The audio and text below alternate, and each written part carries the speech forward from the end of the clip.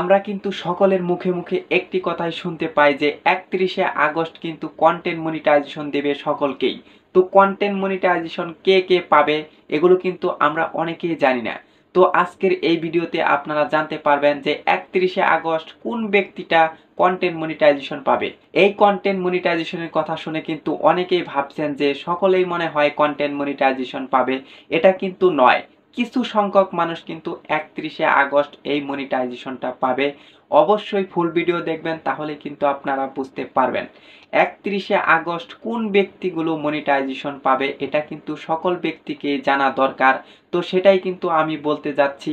তো ভিডিওটি ধৈর্য সহকারে দেখুন এবং চ্যানেলে নতুন হয়ে থাকলে সাবস্ক্রাইব করে আমাদের সঙ্গে থাকবেন এরকম আরো ফেসবুক রিলেটেড নতুন নতুন ভিডিও দেখার জন্য। তো বেশি কথা বলবো না, চলে গেলাম মূল ভিডিওতে।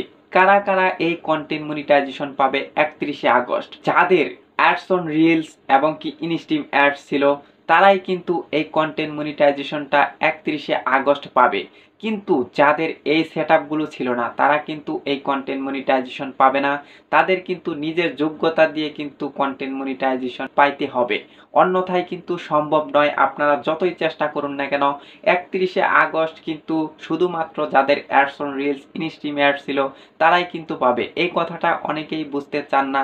আপনারা কিন্তু অনেকেই মনে করে থাকেন যে আমরা সকলেই কিন্তু কন্টেন্ট মনিটাইজেশন পাবো 31শে আগস্ট, এরকম কিন্তু মনস্তাপ নিয়ে অনেকেই বসে রয়েছেন।